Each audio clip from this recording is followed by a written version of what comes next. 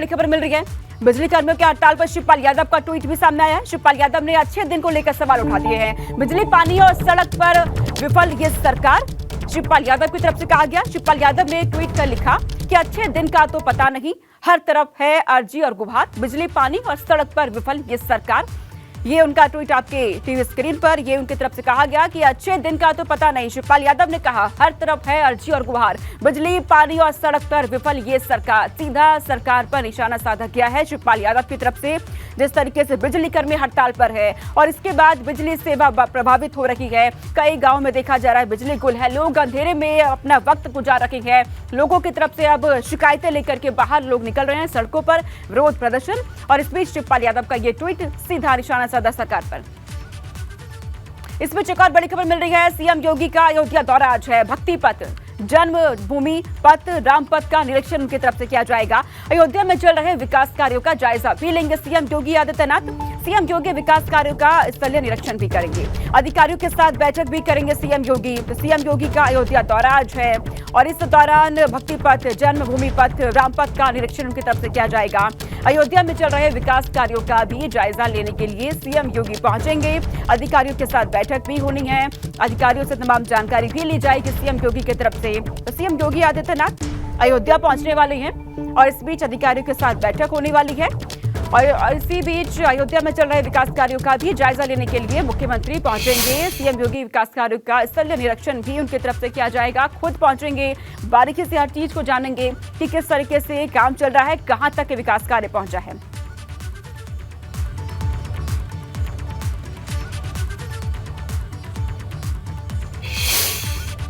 सपा की कार्यकारिणी बैठक का दूसरा दिन। बैठक में राजनीतिक आर्थिक प्रस्ताव पर हो सकती है चर्चा। 2024 लोकसभा चुनाव की रणनीति बनाने में दोनों ही जुटेंगे। यहां पर सपा ने यूपी में लोकसभा चुनाव में 50 सीटों पर जीत बना की रणनीति यहां पर बनाई है। ये बड़ी खबर है। आज दूसरा दिन राष्ट्रीय कार्यकारिणी बैठक का और बैठक में राजनीतिक आर्थिक प्रस्ताव पर चर्चा हो सकती है। 2024 लोकसभा चुनाव को लेकर रणनीति यहां पर बनाई जा रही है और इसी के साथ सपा ने यूपी में लोकसभा चुनाव में 50 सीटों पर जीत की रणनीति यहां पर बनाई है। तमाम यहां पर मंत्री नेता मौजूद है। मंथन किया जा रहा है आगामी लोकसभा चुनाव को लेकर के। 2024 पर यहां रणनीति बनाई जा रही है। बैठक में राजनीतिक आर्थिक प्रस्ताव पर भी चर्चा आज हो सकती है, ये भी जानकारी सामने आई है। तो सपा की कार्यकारिणी बैठक कोलकाता में दूसरा दिन है। बीते दिन यहां पर तमाम चीजों पर मंथन किया गया है।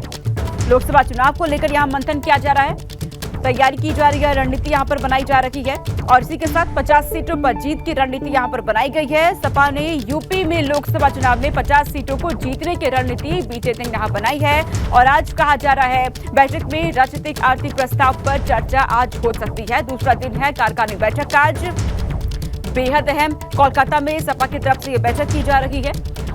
2024 लोकसभा चुनाव की रणनीति बनाने में जुटे हुए हैं। यहाँ पर ममता बनर्जी से भी मुलाकात हुई अखिलेश यादव की, उनके साथ भी अपनी दोस्ती को और मजबूत करने की कोशिश की गई अखिलेश यादव की तरफ से। और इस बैठक में तमाम यहाँ पर नेता मौजूद है, विचार मंथन यहाँ पर किया जा रहा है। लोकसभा चुनाव को लेकर के 2024 को लेकर रणनीति यहाँ तैयार हो रही है। और इस बीच एक और बड़ी खबर, सपा के विस्तार का अखिलेश यादव ने फैसला ले लिया है। राष्ट्रीय कार्यकारिणी की बैठक में पार्टी के विस्तार पर भी मंथन हो रखा है। सपा अब यूपी के बाहर दूसरे राज्यों में भी विस्तार करेगी। एमपी, राजस्थान, छत्तीसगढ़ में विधानसभा चुनाव लड़ेगी सपा। उत्तराखंड में भी पार्टी के विस्तार को लेकर अखिलेश की नजर है। अब आपको बता दें कि सपा गुजरात और मध्य प्रदेश में अपना एक एक विधायक जिताने में कामयाब रही है और अब समाजवादी पार्टी यूपी से बाहर अपना विस्तार करने का प्लान यहां पर बना रही है। राष्ट्रीय कार्यकारिणी की बैठक में पार्टी के विस्तार पर भी मंथन किया जा रहा है। एमपी, राजस्थान, छत्तीसगढ़ में विधानसभा चुनाव यहां होने हैं, ऐसे में यहां तक विस्तार करने की यहां पर प्लानिंग हो रही है।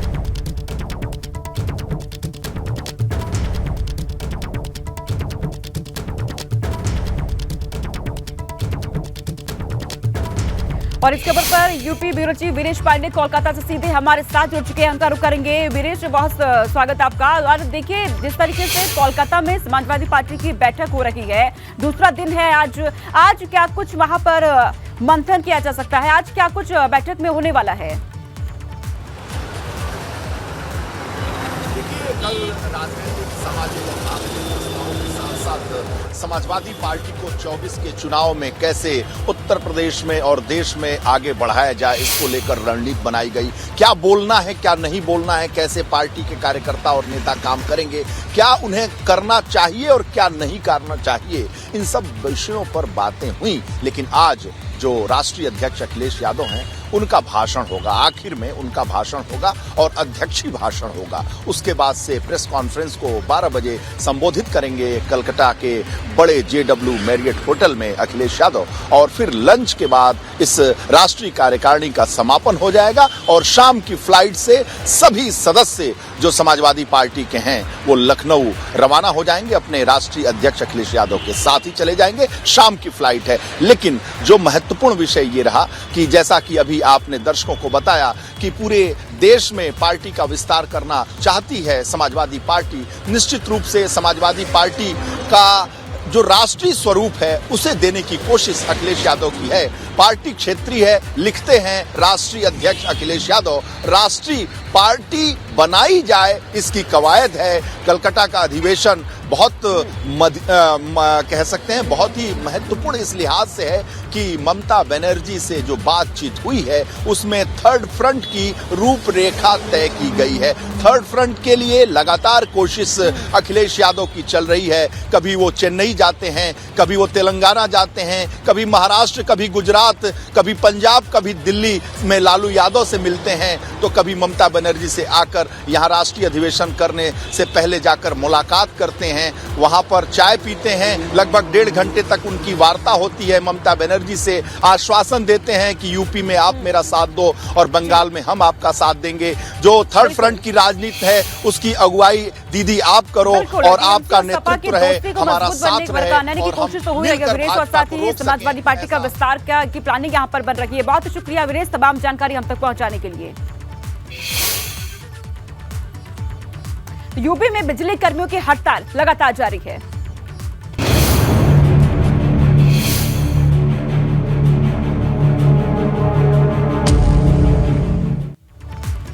यूपी में बिजली कर्मी लगातार हड़ताल कर रहे हैं। बिजली कर्मियों की बैठक भी हुई है लेकिन बेनतीजा रही। ऊर्जा मंत्री के साथ कल बिजली कर्मियों की बैठक रही। आज एक बार फिर से बैठक हो सकती है, ये बड़ी खबर सामने आ रही है। तो यूपी में बिजली कर्मी लगातार हड़ताल कर रहे हैं, लेकिन इन सबके बीच बिजली कर्मियों की बैठक भी हुई ऊर्जा मंत्री के साथ, और कहा जा रहा है कि ये बैठक बेनतीजा रही। इस बैठक में कोई हल नहीं निकला। एक बार फिर से बैठक हो सकती है, लेकिन इन सबके बीच बिजली कर्मियों की हड़ताल जो कि लगातार जारी है। प्रदेश व्यापी ये हड़ताल किया जा रहा है और इससे अब लोगों को भी खासी परेशानी हो रही है। बिजली प्रभावित हो रही है।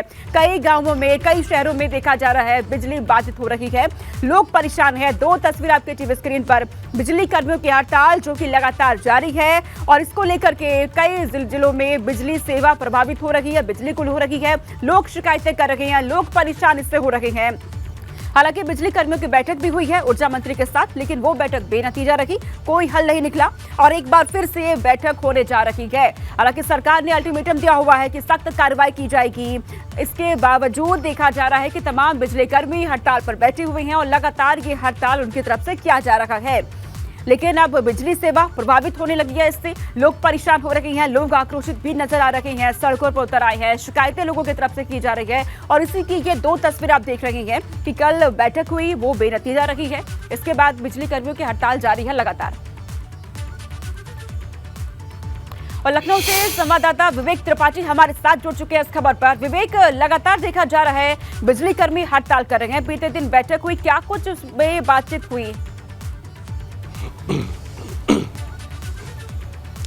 देखिए सोनिका, सबसे बड़ी बात यह है कि आज तीसरा दिन है हड़ताल का और आज जरूरी है कि बात भी हो। कल रात 8 बजे के करीब यहाँ से जो इस संघर्ष समिति के जो संयोजक हैं शैलेंद्र दुबे, उनके साथ पदाधिकारियों का एक प्रतिनिधि मंडल गया था ऊर्जा मंत्री से मिलने और ऊर्जा मंत्री ने खुद उनको बुलाया था कि बातचीत करनी है, क्योंकि दोपहर में प्रेस कॉन्फ्रेंस में ऊर्जा मंत्री कह चुके हैं कि हम कई बार हमने बुलाया बातचीत के लिए लेकिन वो नहीं आए। लेकिन शाम को जब 4 बजे संयुक्त समिति की प्रेस कॉन्फ्रेंस हुई तो उन्होंने कहा कि हमारे पास अभी तक निमंत्रण नहीं आया है और रात में करीब 7:30 बजे फ़ोन कॉल आई, उनको बुलाया गया, वो लोग गए, लेकिन वहाँ पर ऊर्जा मंत्री के अलावा और कोई अधिकारी मौजूद नहीं था। बिजली के विभाग के जितने पावर कॉरपोरेशन के बड़े अधिकारी हैं, चाहे चेयरमैन एम देवराज हो या उनसे मातहत, कोई भी व्यक्ति वहाँ पर मौजूद नहीं था और 3 घंटे तक यही चर्चा चलती रही। ऊर्जा मंत्री आश्वस्त करते रहे कि आपकी सारी मांगों पर ध्यान देंगे, लेकिन फिलहाल ये धरना धरना प्रदर्शन, ये आंदोलन, ये हड़ताल बंद की जाए, सहमति नहीं बनी। आखिर 11 बजे करीब रात में सारे लोग बाहर निकले और उन्होंने कहा कि संतुष्ट नहीं हैं हम वार्ता से या उनके आश्वासनों से। कोरा आश्वासन दे रहे थे, वो लिखित रूप में कुछ भी देने को तैयार नहीं थे और इस वजह से हो सकता है कि कल फिर वार्ता हो। ऐसा शैलेंद्र दुबे ने कहा कि हो सकता है रविवार को सुबह फिर वार्ता का और दौर चले, अभी वार्ता खत्म नहीं हुई है, तो आज फिर बातचीत हो सकती है, फिर मुलाकात हो सकती है। हो सकता है कि पावर कारपोरेशन के अधिकारी भी पहुंचे और एक समझौते की स्थिति बने। जो हड़ताल चल रही है, जो उनकी मांगे हैं, उस पर कुछ विचार किया जा सके। जनता त्राही त्राही इस दौरान कर रही है। लगातार बहुत सारे प्रदेश के अन्य जनपदों से खबरें आ रही हैं। लखनऊ एक राजधानी क्षेत्र है, आदर्श परिस्थितियां होती हैं यहाँ पे, इसलिए जैसा कि कल ऊर्जा मंत्री ने कहा था कि बहुत हड़ताल का असर बिल्कुल नहीं है और सारी चीजें कंट्रोल में है। जितना उत्पादन हो रहा है, खपत उससे कहीं ज्यादा कम है, इसलिए हम सारी चीजों को संभाल रहे हैं। लेकिन वास्तविक देखनी हो तो हल कब निकलेगा। फिलहाल बहुत शुक्रिया तमाम जानकारी हम तक पहुंचाने के लिए विवेक। तो लगातार बिजली कर्मी हड़ताल पर बैठे हुए हैं, इसका असर भी अब दिखने को मिल रहा है। अलग अलग जगह से तस्वीरें भी सामने आ रही है और ये तस्वीरें आपके टीवी स्क्रीन पर। बिजली दफ्तर में हंगामा हो रहा है। बिजली कर्मियों की हड़ताल के बाद लोग बेहद परेशान हैं, आक्रोशित नजर आ रहे हैं और यही वजह है कि गाजियाबाद में देखने को मिला, लोग बिजली दफ्तर पहुंच गए, हड़ताल करने लगे।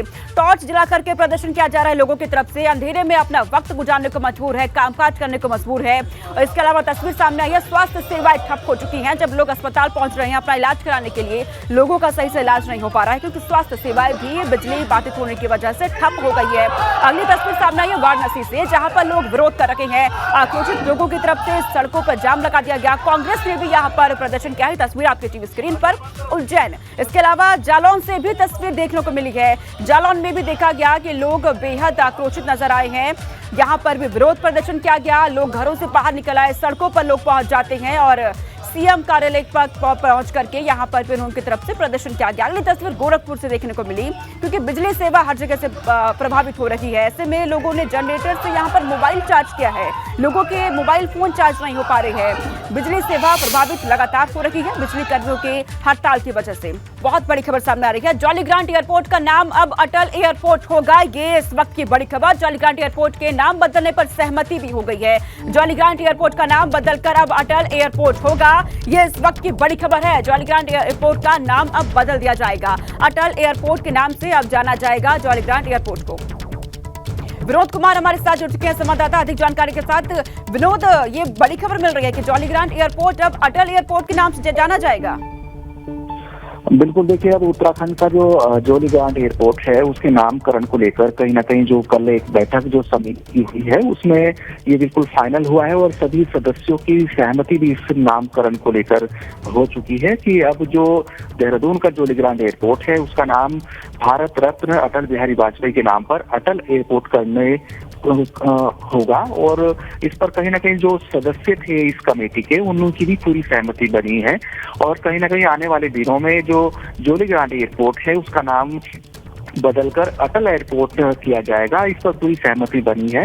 लेकिन जिस तरीके से एक देहरादून का जॉली ग्रांट एयरपोर्ट है और उसके बाद में अब भारत रत्न अटल बिहारी वाजपेयी के नाम पर इसका नामकरण होगा, यानी अब जॉली ग्रांट एयरपोर्ट के नाम पर को अटल एयरपोर्ट के नाम से जाना जाएगा, इस पर पूरी तरह से सहमति बन चुकी है। कल जितने भी अटल ये जॉली ग्रांट एयरपोर्ट की जो समिति है जिनमें अलग अलग सदस्य हैं, उसमें रमेश पोखरियाल निशंक जो हरिद्वार के सांसद हैं और अलग कई ऐसे मेंबर हैं जिन्होंने पूरी तरह से ये कहा है कि अटल बिहारी वाजपेयी का उत्तराखंड से बहुत लगाव रहा है, जिसके चलते जॉली ग्रांट एयरपोर्ट का नाम बदलकर अटल एयरपोर्ट रखा जाए। पूरी तरह से जितने भी मेंबर्स थे इस कमेटी के उन पर उनकी सहमति बनी है कि जॉली ग्रांट एयरपोर्ट का नाम बदलकर अटल एयरपोर्ट रखा जाएगी।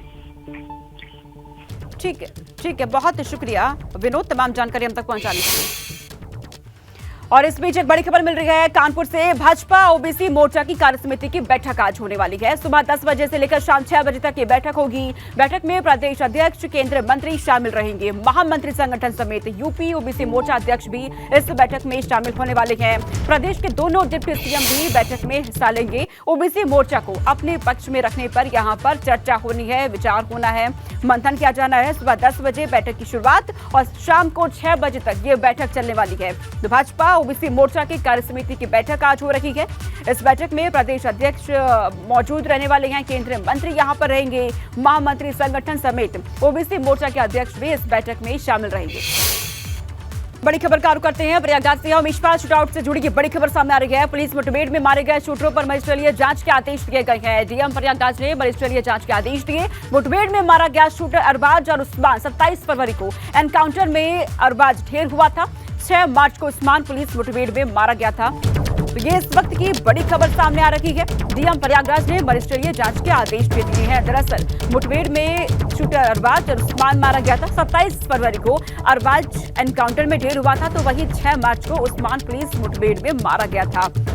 तो उमेश पाल शूटआउट केस से जुड़ी ये बड़ी खबर यहां सामने आ रही है। पुलिस मुठभेड़ में मारे गए शूटरों पर मजिस्ट्रेटिय जांच के आदेश दे दिए गए हैं। डीएम प्रयागराज की तरफ से ये आदेश यहां पर जारी किए गए हैं। मुठभेड़ में दरअसल शूटर अरबाज और उस्मान मारे गए थे।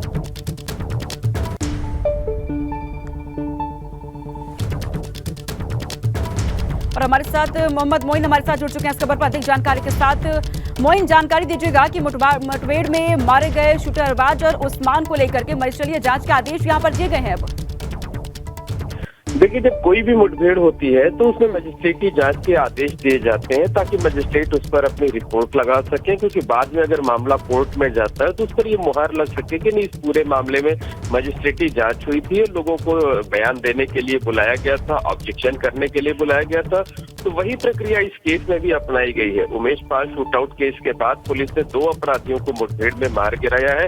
पहली मुठभेड़ अरबाज के साथ हुई थी और दूसरी उस्मान चौधरी के साथ हुई थी। इन दोनों ही मामलों में मजिस्ट्रेटी जांच के आदेश दिए गए हैं। एडीएम प्रशासन को जांच की जिम्मेदारी सौंपी गई है और कहा गया है, ये सार्वजनिक सूचना जारी की गई है कि कोई भी अगर इस बारे में अपना बयान दर्ज कराना चाहता है, गोपनीय तरीके से कोई जानकारी देना चाहता है या कुछ भी कहना चाहता है, तो वो उनके दफ्तर में 31 मार्च तक अपनी जानकारी दे सकता है, चाहे लिखित रूप से चाहे मौखिक रूप से बयान दर्ज करा सकता है। और उसके बाद वो एक रिपोर्ट तैयार करके डीएम को सौंपेंगे और उस डीएम की जो रिपोर्ट होगी वही अंतिम रिपोर्ट इस पूरे मामले में मानी जाएगी। बहुत शुक्रिया मोइन, तमाम जानकारी हम तक पहुंचाने के लिए।